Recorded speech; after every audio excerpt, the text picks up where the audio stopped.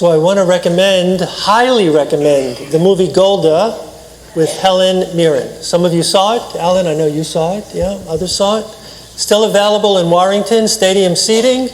You can make your reservations in advance, so you don't have to get there 45 minutes in advance to get a good seat. You just make your reservation, go right in, and I am not paid to make this announcement on behalf of the Regal Theaters. So let me just tell you, it's worth seeing on the big screen, or I guess on Netflix, Hulu, Amazon Prime, Apple Plus, Disney, or Discovery, when it starts streaming to our little screens.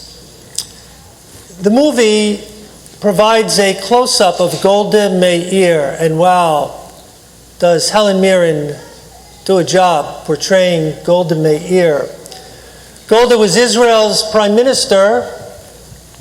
It portrays her as prime minister and her leadership during the Yom Kippur War, 1973. You remember that day? Remember that day?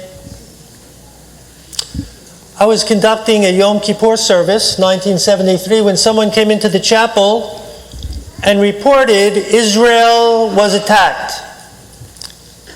On the Jewish calendar, it was exactly 50 years ago today. It was a surprise attack, but the military and the government should not have been surprised. They should have been ready for it. And this war, the Yom Kippur War, did not end in 7 days. It went on for 19 days. And the number of Israel's casualties, those dead and wounded, were horrific. Israel's situation 50 years ago was dire. Well, thankfully, with America resupplying Israel, thanks to Henry Kissinger, who is still going strong, in case you were wondering. How's Henry doing these days? Still going strong at the age of 100. Kinayin Hara. Israel was able to eventually turn the tide and overwhelm its attackers. There is a great scene where Kissinger comes to Golda's house in Tel Aviv.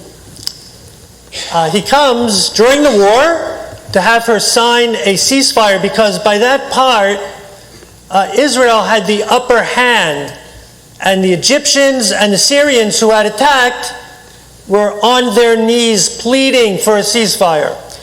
So Golda first served Kissinger some borscht. He said he wasn't hungry. Golda again asked him to eat.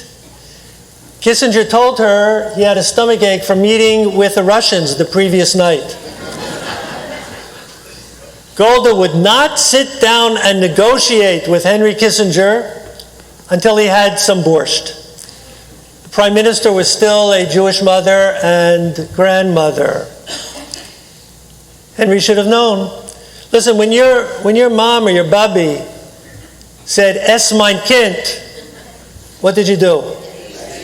You ate. You don't make up, "I'm not hungry, you ate with the Russians last night, gave me a stomach." You eat. So, in 3 weeks of war, where Israel was on the verge of being, I don't even want to say. Israel's defense forces regrouped, routed Egypt's tank corps, surrounded Egypt's Third Army with the capability of decimating it in the Sinai, and able to march into Damascus in the north. Golda said that she would sign a ceasefire, but she needed 18 hours so that there would be some time for some mopping up that had to be done. This led to a meeting between Golda and Anwar Sadat in 1978, and a peace agreement between Menachem Begin and Sadat under the aegis of President Jimmy Carter's leadership in 1979. President Carter is still with us, and we wish him well. You see, Anwar Sadat realized that when they attacked by surprise on Israel's holiest day of the year, and they could not defeat this Jewish army, they were never going to be able to defeat them. It would never be. Might as well make peace. And so on that day in 1979, we remember that day as well. The peace agreement was signed between Israel and Egypt. At times it's been a cold peace, but a peace nevertheless that has never been breached. Yes, dear friends, miracles happen in Israel. Here we are 50 years later. And today, we are living through some of the most troubling times in Israel's 75 years.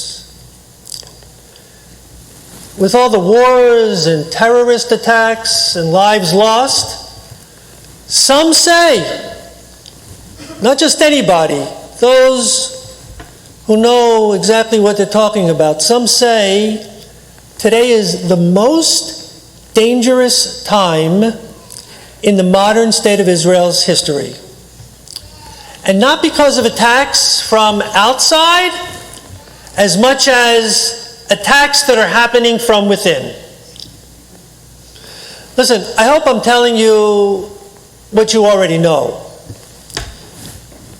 because that means we're all following what's happening in our beloved Israel. Israelis began demonstrating in the heart of Tel Aviv in January, opposing the design of the new government to strip Israel's Supreme Court of all power, and then all of the power would be in the hands of the governing coalition. You see, unlike our system here in the United States with a bicameral legislature, an executive, and a Supreme Court, which all serve as checks and balances on each other, and with all of that, look at the tsuras we have here in our own country. Israel has but one check, one balance on the government's rule. Just one. That is the Supreme Court, which is made up of 15 jurists. And for this reason, the demonstrations which spread from Tel Aviv to 150 cities and towns throughout the country were responding to the fear that citizens in Israel had that Israel was on the precipice of a Jewish democratic country descending into a dictatorship.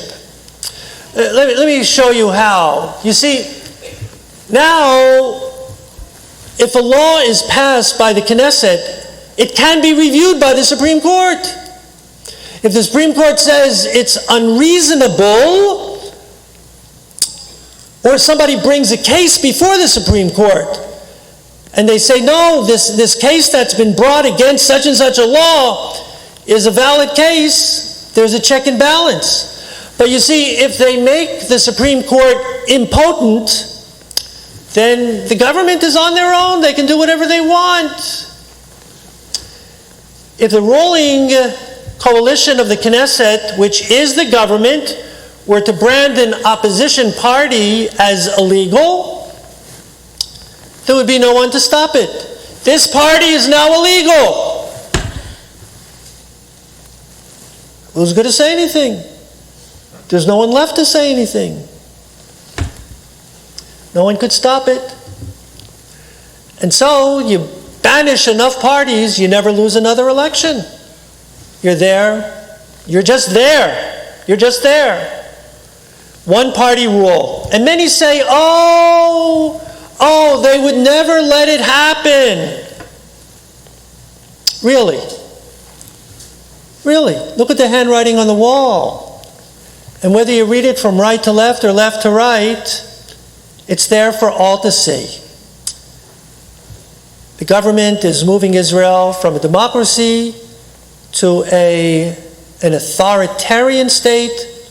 And you see the signs that are out there at the demonstrations. And you'll see that many are saying during the demonstration that it's being turned into a dictatorship. So, look, as I said, I don't think I'm telling you anything that you don't know. I hope you know all of this. It's heartbreaking, but I hope you know all of this. It's heartbreaking to see what's happening in our beloved Israel from our vantage in America. But let me tell you, it was more painful to be in the midst of it, as I was in Israel a few months ago. It was disappointing, it was frustrating, it was enraging, it was aggravating the day that the Knesset passed that law that made the Supreme Court powerless to call any law or any act of the government unreasonable. So you might say, well, what could the government do that's unreasonable, that they need a check by the Supreme Court? I'll give you an example. You know the name Aryeh Deri? Aryeh Deri is the head of an ultra-Orthodox party called Shas. Okay? It's the head of the party. He has been found guilty twice, convicted twice, for tax fraud and financial crimes.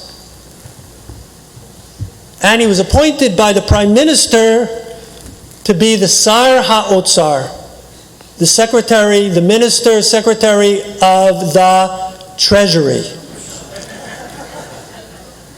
You know, you can't be just anybody to do something. You got to be brilliant to come up with the idea that I have a guy who was part of my coalition. He's been found convicted twice for financial irregularities, even worse. I'll make him the head of the Treasury. And add to that, that on the second conviction, the way Deri avoided jail time, because he would have gone to jail, was he made a deal, a plea deal. And the deal was, it was before the court that it was read by the judge, that he would promise, and he did promise, that he would retire from politics of all kinds in exchange not to go to jail. He would leave politics. He must have had his fingers crossed when he was making the promise, because he ran in the election. And here he is, a minister, head of the Treasury. And when a case was brought to the Supreme Court said, this is unreasonable. Don't you think it's unreasonable? I mean, would you be happy with that? That the head of your Treasury, who you have to trust with hundreds and millions and billions of shekels, a convicted individual for his own financial misgivings.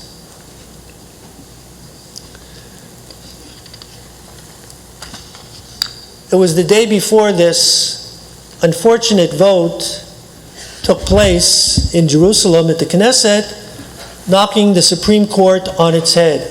I happened to be talking to my niece Jennifer, she made Aliyah, she lives in Tel Aviv, and as we were talking, Jennifer was very optimistic that the law would never pass. Because it was really inconceivable that a law like this, that the whole Supreme Court would have all authority taken away from them just by a vote, a majority vote in the Knesset. What kind of country is this?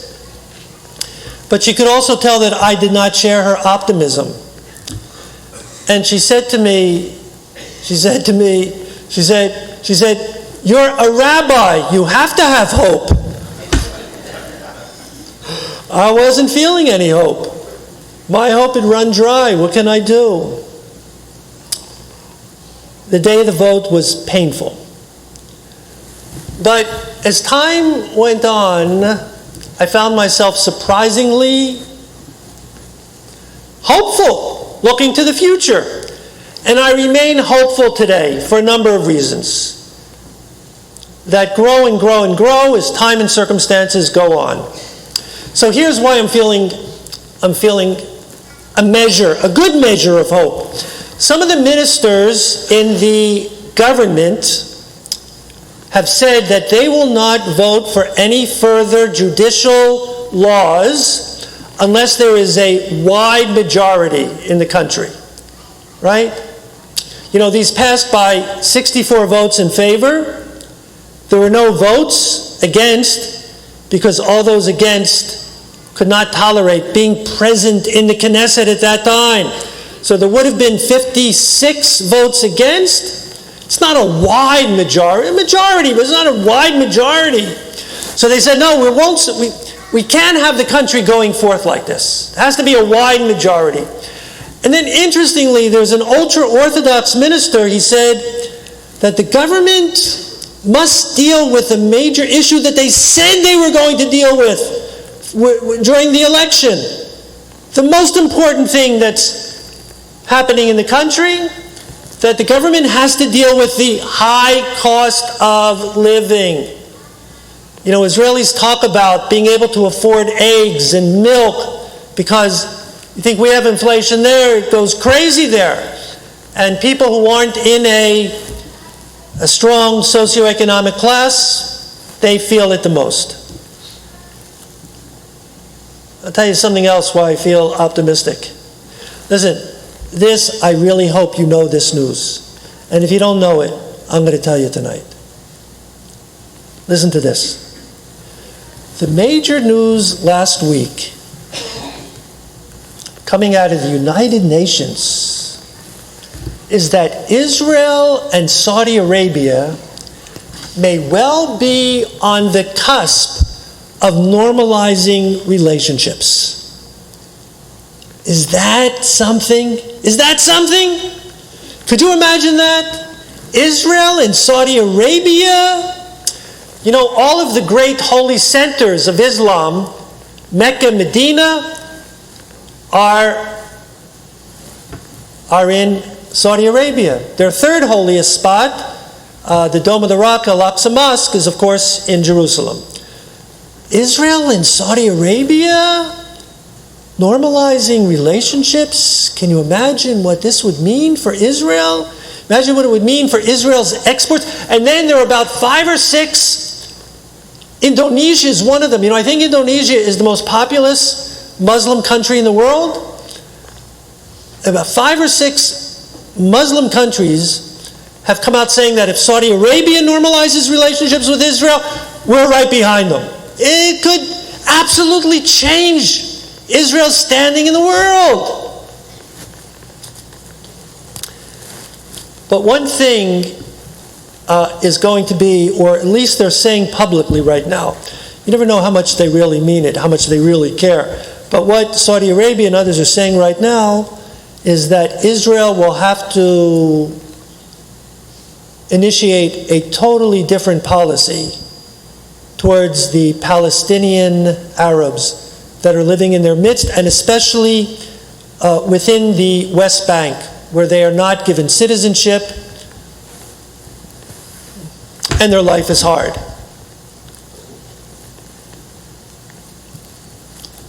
You know, people have been saying, what happened to Prime Minister Benjamin Netanyahu? He's letting these crazy judicial laws go through. Isn't it the tail wagging the dog? Why doesn't he put an end to it? Like, what's happened to him? But this can all change for the Prime Minister. The Prime Minister can do something that is truly worthy of him. You know, he's the longest serving Prime Minister in Israel's history.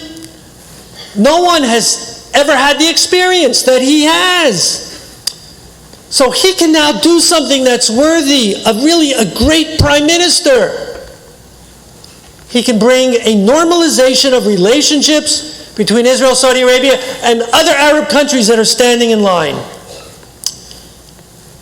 It would take a lot of courage.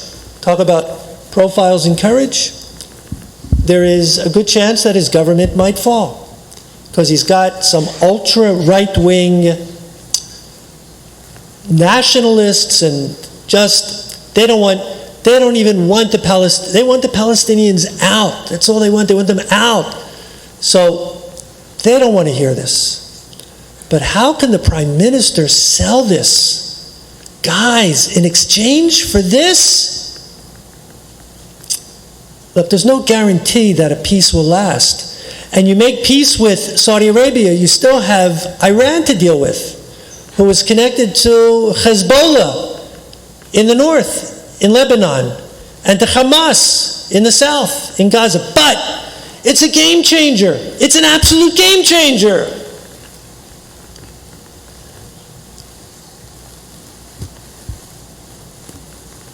Has all the demonstrations of these citizens of Israel, 35, 36, 37 weeks in a row, and many during the course of the week, the working days of the week, have they accomplished anything? Well, maybe they've gotten this all to stall long enough that now something else comes up, and it'll put the whole judicial issue off center stage. But I want to tell you something else that makes me love Israel even more than I did before all this happened.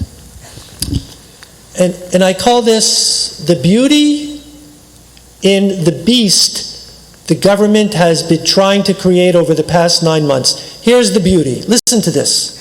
Where else will you find this? On both sides. Israelis now have demonstrated in large numbers, as I said, for more than 35 consecutive Saturday evenings. And I also said that just this past Saturday night, last night, there were 100,000 in Tel Aviv and thousands more in different places throughout the country. Throughout all of these demonstrations, there has been no violence. No violence on the part of the demonstrators in Tel Aviv or anywhere else in the country. They didn't try to break in anywhere. They didn't try to tear down anything. No riots, no vandalism. They had their eye on the ball. They want their country to get better. They didn't want to break it. The most objectionable thing they did was shut down the Ayalon highway in Tel Aviv and other main thoroughfares in different cities. And I want to say, to the government's credit, there was no attempt to shut down the demonstrations or limit them in size. What other country in the Middle East could you find that happening? What other country? Israel's just a tiny country. But come on, there's got to be a big country that would permit demonstrations. Not one. Only in Israel. No one was killed, thank God. No bullet was fired. No one was shot.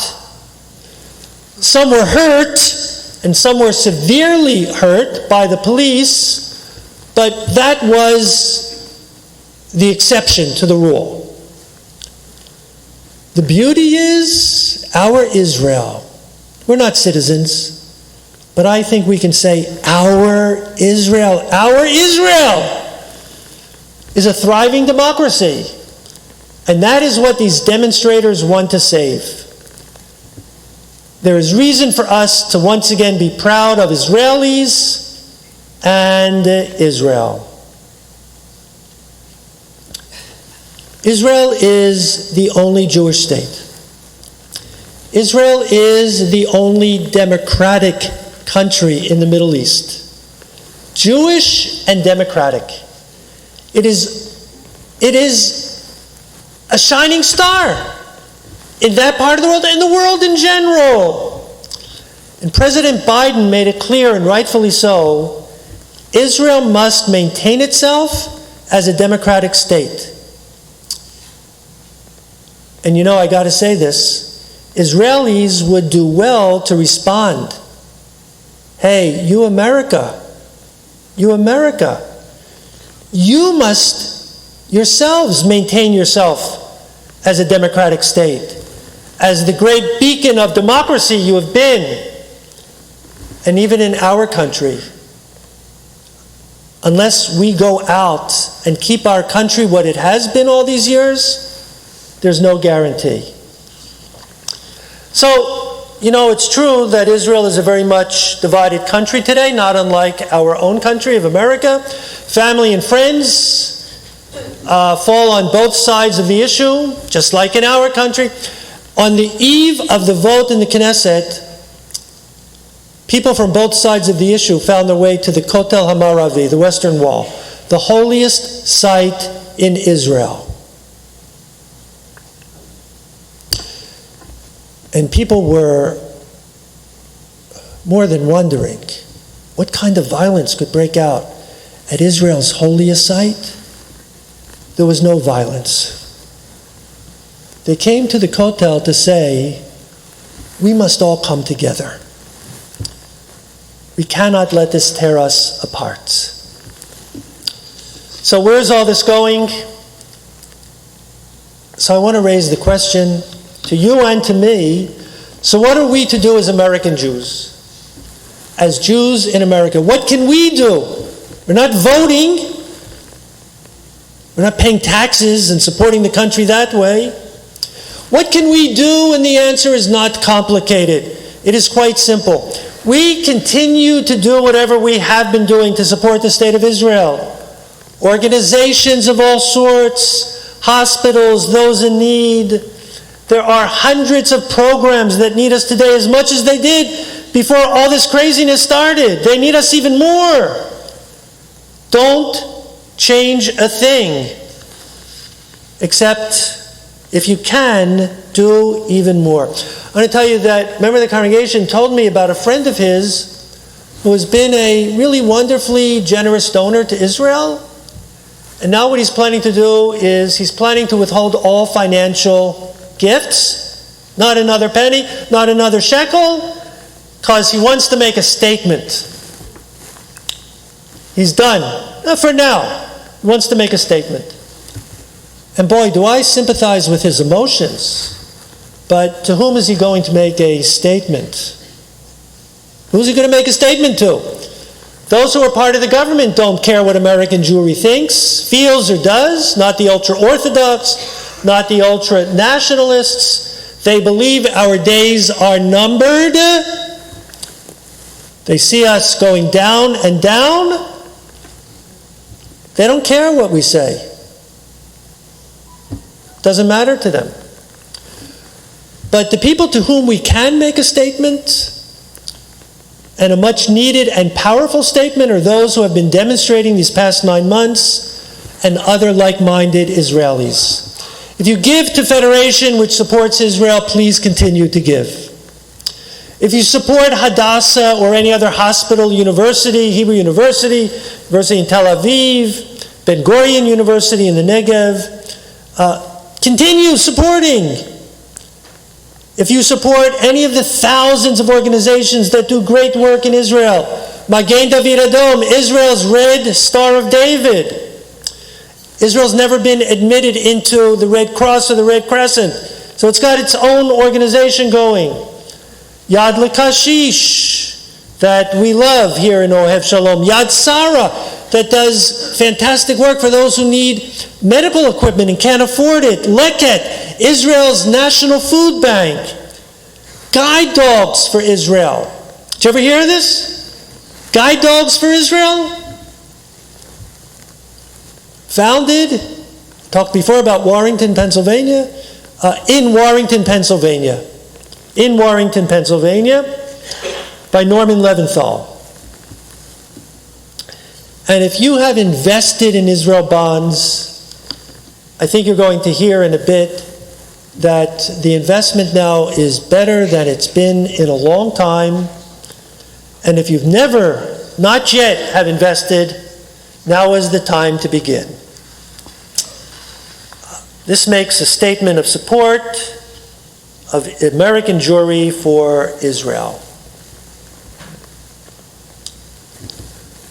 You know, this past year, in our 47-year history, it was the first time we ever took our Tichon, our Hebrew high school kids, to Israel. First time.